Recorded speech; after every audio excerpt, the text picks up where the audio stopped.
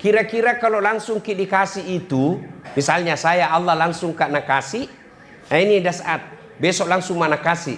Tapi Nabi bilang Tuhan konsekuensinya saya cabut kesehatanmu, kau berbaring di rumah sakit sampai mati. Mau kira-kira? Mau kira-kira? Kita tahu itu ndak mau ki. Oke. Nah kasih ki Tuhan rumah. Di mana kita mau? Nah kasih ki, di mana ki sebut maki? Di Makassar ini yang paling enak, pokoknya keluar yang paling hebat misi itu rumah. Oke, di sini mau kira-kira ini paling besar, dia paling mahal di Makassar. Nah kasih ki Tuhan bulan depan. Tapi pada saat itu juga langsung datang malaikat kalau mau. 1 minggu kemudian datang malaikat maut. Nah bilang pembayarannya ini yang kamu mau, Allah cabut nyawamu sekarang. Mau ki kira-kira? Tidak. Berarti sesungguhnya nikmat yang paling tinggi itu bukanlah harta, tapi nikmat yang paling tinggi kesehatan. Tapi biar sehat tidak punya iman, tidak ada gunanya. Ya, mau bukti? Mau bukti sehat tapi tidak ada iman? Bagus kakinya, bagus matanya, banyak hartanya, tapi tidak punya iman, tidak ada gunanya. Malah dia bisa hina. Siapa bilang? Dikasih maki contoh. Kita tahu itu semua namanya Firaun. Tuh? Itu Firaun, raja, gagah, disegani, pasukannya gagah berani. Istananya dilapisi emas, sampai sekarang emasnya masih dicari di Mesir. Tapi tidak punya iman. Allah hinakan itu Firaun. Bentuk kehinaannya dicatat di dalam kitab. Haram dia masuk surga. Kalau kate ngaseng masih 50-50.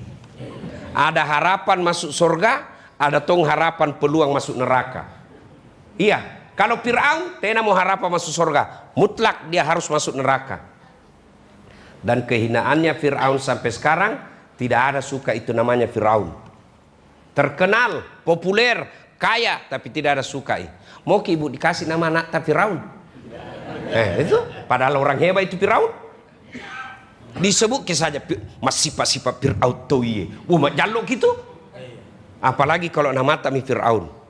Itulah maka kita minta kepada Allah wa afiatan fil jasad. Afiat, bukan sehat saja, afiat. Ya kita minta afiat. Apa itu afiat? Kakinya sehat bisa berjalan, sehat namanya. Tapi dibawa datang berjamaah ke subuh, itu afiat namanya. Karena saya bilang tadi sama teman-teman, ini yang datang sembahyang subuh, gerimis begini, hanya orang dapat Lailatul Qadri. Kalau tidak, baik. Berarti itu datang sholat subuh.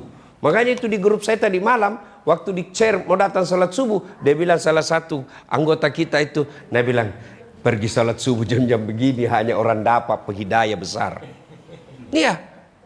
Nah alhamdulillah kita hebatnya meskipun muka-muka sakaratil maut mungkin. Ngan kuliah banyak muka-muka pensiun ini toh. Mada cemo pa menokino masih engkau toh madan nih. Tak lupa-lupa. Ndak mau datang ke masjid. Nah, nikmat kita itu adalah kesehatan. Nikmat kita itu adalah iman. Makanya setiap orang pidato kan ada dia bilang nikmat kesehatan dan nikmat iman.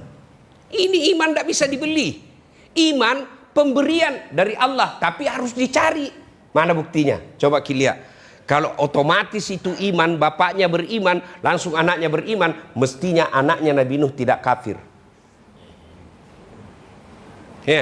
Kalau kekafiran otomatis membuat anak juga kafir, maka Ibrahim tidak mungkin jadi nabi karena bapaknya penyembah berhala. Kalau gara-gara suami orang kafir suaminya, mestinya istrinya Fir'aun masuk neraka, tapi Nabi katakan masuk surga istrinya Fir'aun. Kalau gara-gara suami orang dapat hidayah, mestinya istrinya Nabi Lut masuk surga, tapi istrinya Nabi Lut berkhianat masuk neraka. Maka hidayah inilah yang mahal. Maka pegang, caranya kita pegang itu hidayah supaya tidak hilang. Dengar ko ceramah. Ceramah ini, di mana kita mau dengar ceramah kira-kira? Ayo, dari kecil bukan pondok. Maka kita dengar dakwah, nikmat. Ah, saya kasih lagi Bu. Ibu, boleh Bu? Hui. Bu. Kita tahu itu Ronaldo. Itu pemain bola kah? Toh? Iya, itu gajinya Bu, biar dikumpuli sini semua gaji ini pegawai kah di sini Kompleks Faisal, kumpuli semua, ndak cukup. Nah, kalahkan gajinya Ronaldo 1 bulan. Jago main bola. Apa karena dia hebat? Tidak, karena Allah kasih lutut yang bisa bengkok. Biar hebat otaknya berpikir tentang bola, tiba-tiba kakinya ndak bisa bengkok. Mana main bola begini? Iya toh? Oh iya. Ayo, ibu-ibu, mau ku kasih HP? HP, mau ki? Mau. Tapi begitu saya kasih ki langsung ki tuli. Mau ki? Tidak mau ki toh? Maka itu semua nikmat selalu dibaca dalam surah Ar-Rahman. Fabi ayyi ala'i rabbikuma tukatsiban. Kegapimu sekarang, mana lagi kau dustakan nikmatku? Saya pernah sakit 6 bulan. Tidak ada rasanya kesuksesan yang kita dapat. Tidak ada semua. Itu baru 6 bulan. Bagaimana kasihan yang stroke bertahun-tahun? Bagaimana kasihan yang penyakit gula yang semuanya susah? Tidaknya disuruh bicara itu. Andai saja disuruh bicara, dia bilang boleh barangkali ambil misalnya di rumahku, yang penting kembali ke sehat. Itulah semakna dari ayat Al-Quran yang sangat pendek, tapi luas maknanya. Inna a'tainakal kautsar. Betapa banyak nikmat saya berikan kok. Kenapa masih lewaleko? Kenapa kita merasa miskin? Karena kita bandingkan diri tak sama orang lain. Masing-masing orang punya kelebihan. Kalau kau mau senang, jangan kau bandingkan dirimu dengan orang lain dalam hal nikmat. Karena ada nikmat yang dia miliki, kamu tidak miliki. Demikian sebaliknya, ada kau miliki, dia tidak miliki. Contoh, orang bilang enak nih tuh presiden. Ya toh? Mana bisa pergi presiden pergi di pinggir jalan nongkrong makan coto. Nasu saiki. Toh? Apa? Itu katanya tukang cukur. Tapi apa Nabi bilang presiden enak itu tukang cukur di? Kenapa? Semua kepala bisa na pegang. Ya toh? Pergi makan tukang cukur na pegang kepalamu itu. Enak itu tergantung persepsi, sudut pandang. Maka jangan pernah bandingkan nikmat Allah dasat dengan yang lain. Karena masing-masing punya kelebihan. Begitu juga ibu dalam rumah tangga. Jangan pernah kau bandingkan suamimu dengan orang lain. Itu yang membuat suami marah. Hah? Pergi bicara sampingnya suaminya, nah bilang, baik namamu itu suaminya tetang. Oh, kau singgung itu suaminu. Apalagi kalau pensiun kau kasih tahu begitu. Langsung itu dia bilang kodong, kenapa karena itu terus mami kau bilang, capek mau kau urus kak, sekali racun mak saja supaya cepat mati. Nah itu makna ayat inna a'tainakal kautsar. Nah saya tanya ke semua, tolong dijawab. Kalau Allah kasih kita nikmat yang banyak, apa yang harus kita lakukan? Apa macam mana mau kita pale? Pintar semua aja kita palenya ini. Kalau Allah kasih nikmat, apa yang kita lakukan? Hah? Bersyukur. Cara bersyukurnya satu, ucapkan, lazimkan alhamdulillahi rabbil. Itu dulu. Besarkan Allah. Alhamdulillahi rabbil alamin. Segala puji bagi Allah. Allah yang kita puji. Kenapa? Karena pemberian Allah ini. Kamu kaya bukan karena pekerjaanmu. Naleko Allah Ta'ala. Kalau karena pekerjaan orang kaya, mestinya semua orang yang sama kerjanya, sama kekayaannya. Semua yang menjual sembako mestinya sama kekayaannya. Tapi buktinya ada yang kaya, ada yang sederhana, ada yang bangkrut. Mau aku lagi lihat, saya kasih kau contoh namanya rezeki. pulang nggak pipinrang. Toh ada itu penjual jagung di situ toh. Ada penjual jagung kalau di Pangke itu baru kayak itu baru kupancing jaki baru. Toh, nah biasa itu ku bilang sama sopirku sehingga ku di nomor 7 lewaki di nomor 3 singgah. Itu Allah bilang bukan rezekinya 7, rezekinya 3. Allah yang ngatur itu rezeki. Tiba-tiba sampai di 3 mau maki turun dia bukan ternyata rezekinya. Oh tidak ada yang punya rezeki di situ. Lewat karena kotor dilihat. Itulah rezeki pemberian Allah. Maka ketika Allah kasih kita rezeki nikmat, maka Allah minta bersyukur. Caranya alhamdulillahi rabbil. Supaya berbekas itu kalimat jangan diucapkan tanpa ucapan yang baik. Biasa kan kita bersikir tidak jelas apa kita bilang. Wih, lulus ya anakmu? Alhamdulillah. Apa itu artinya? Wih, nak bayarkan kok? Alhamdulillah. Pakai sini bos. Alhamdulillahi rabbil alamin. Coba deh kita praktekkan. Coba Maki sambil kita usap dadata. Coba Maki beda praktekkannya. Bisa dapat pengumuman. Weh, lulus itu anakmu. Alhamdulillahi rabbil alamin. Metok tu hati ketita. Sampai di hati itu. Coba mungkin. Tapi kalau bilang jeki saja alhamdulillahirabbil alamin. Makanya jangan heran kalau ada orang rajin bersikir tapi tetap jelek hatinya. Kenapa? Peri-peri.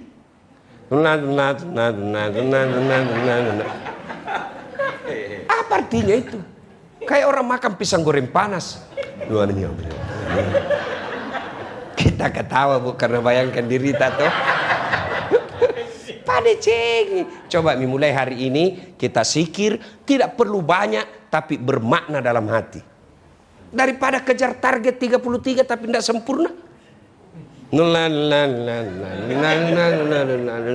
bilang Adi Dullah di sampingnya gitu. Siapa panggil kau itu kudengar tadi Dullah.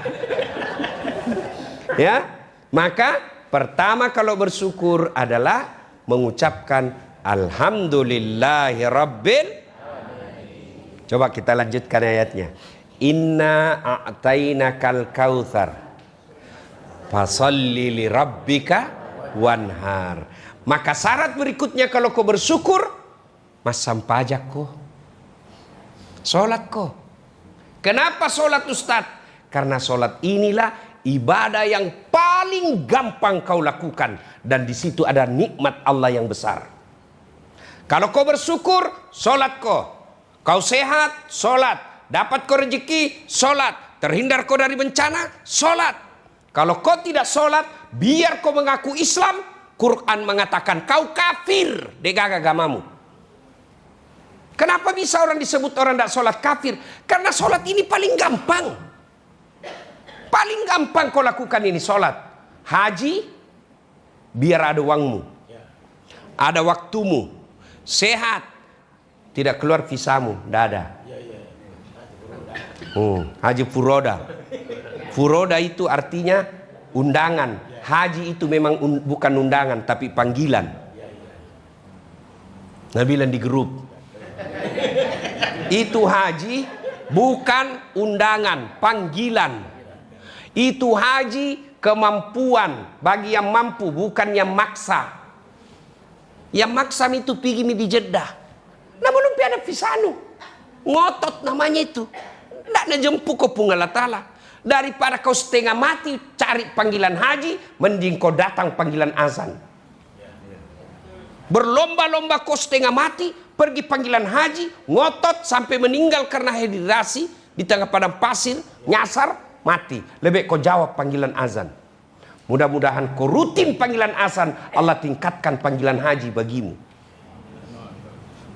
Sekarang Pak, sambayang mau dulu nuparutusu. Dan begitu kau mau sholat, setan paling panik. Kenapa? Karena kalau sholat kok, semua amalmu baru diperiksa. Tapi kalau tidak sholat kok, semua amalmu langsung dihapus. Siapa bilang? Nabi. Kalau masih percaya kok Nabi. Kalau ndak percaya mah kok keluar, mau saja pulang. Itu siapa bilang? Quran. Al-Fat 29.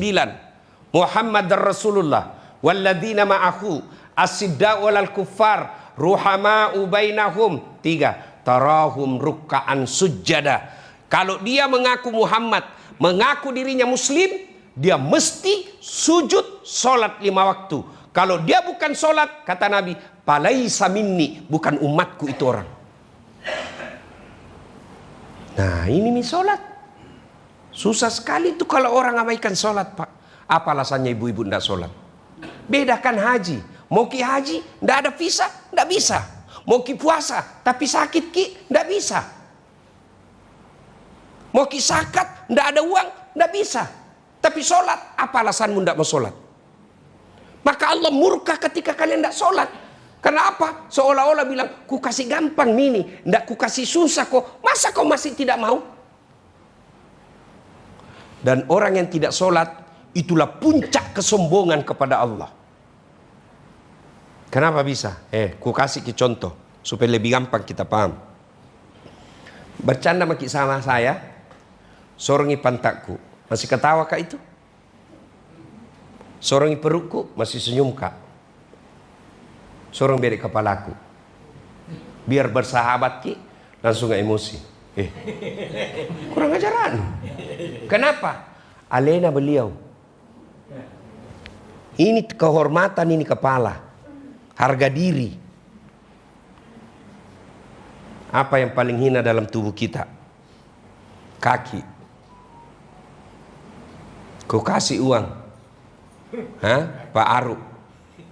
Pak Aru, ini doa pakai kaki, pasti emosi. Dia bilang, mana mau nak ke mantan ketua? Mana saya sudah mantan tapi jantungku kasih begitu ke dasar. Nuhina sekali kayak kurasa sekali. Iya toh kenapa? Kehinaan ada di kaki. Tapi ketika ketemu kau dengan Allah, namanya sholat. Jika kepalamu alena beliau, tundukkan sehina-hina seperti kakimu, karena kau adalah hambaku di hadapanku. Tidak ada hargamu. Kau hamba. Ata. Kalau bahasa Bugis, ata. Hamba sahaya. Bukan kau pegawaiku. Hambaku kau. Sujud. Maka orang yang tidak sholat, itulah puncak kesombongannya kepada Allah Subhanahu wa Ta'ala. Nah ini sholat paling gampang. Tidak bisa kena air, tayamum. Apa? Tidak bisa berdiri, duduk. Apa pi? Apa pi bu? Sariawa nggak? Sampai sariawa maki?